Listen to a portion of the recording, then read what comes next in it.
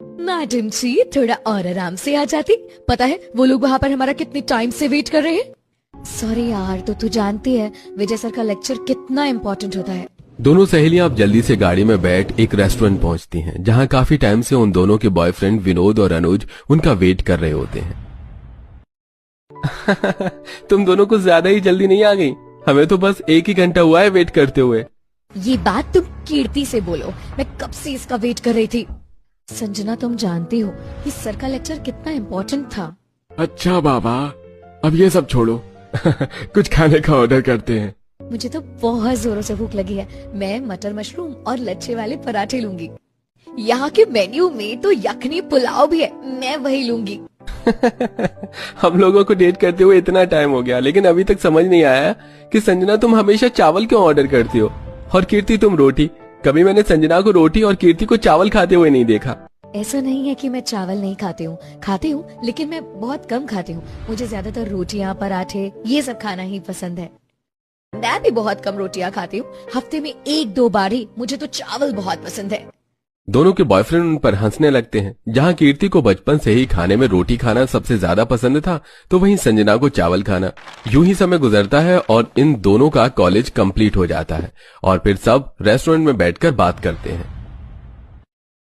अब तो तुम दोनों सहेलियों का कॉलेज भी कंप्लीट हो गया है। मेरे ख्याल से अब हमें घर में बात कर लेनी चाहिए। तुम्हारी बारी में मैंने मम्मी को पहले ही बता दिया था, बस पापा से बात करनी है, वो भी मान जाएंगे। इन दोनों का तो सब सॉर्ट आउट है। कीर्ति तुम मुझे अपना बताओ। मैं क्या ही बताऊं तुम्हें, मेरे घर वाले तो शादी के लिए मान जाएंगे, लेकिन क्या तुम्हारे घर वालों को मैं पसंद आऊंगी? तुम लोग अच्छे खासे परिवार से हो। संजना भी अमीर घर से है, लेकिन मैं तो गरीब परिवार से हूँ। अरे यार तू अच्छा सोच, जैसे शादी के बाद भी हम साथ होंगे, मैं ऊपर और तू नीचे, कितना मजा आएगा। तुम जैसा सोच रही हो वैसा कुछ नहीं होगा। मेरी फैमिली बहुत अच्छी है, उन्हें तो बस एक अच्छी और परिवार संभालने वाली लड़की चाहिए और कुछ भी नहीं। विनोद और अनुज दोनों घर आते हैं, जहां विनोद नीचे माँ के कमरे में जाता है, वहीं अनुज सीढ़ियां चढ़कर अपनी माँ के कमरे में जाता है। दोनों ही अब अपनी माँ से बैठकर बात करते हैं।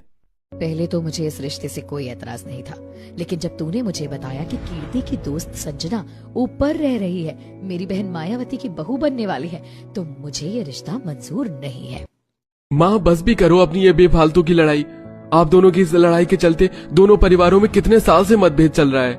तू कहना क्या चाहता है कि ये लड़ाई मैंने की थी? नहीं, ये सब उसने किया था। मैं तो कोसती हूँ अपनी किस्मत को कि क्यों भगवान ने मुझे बहन दी। मैंने कह दिया सो कह दिया, कीर्ति इस घर की बहू नहीं बनेगी।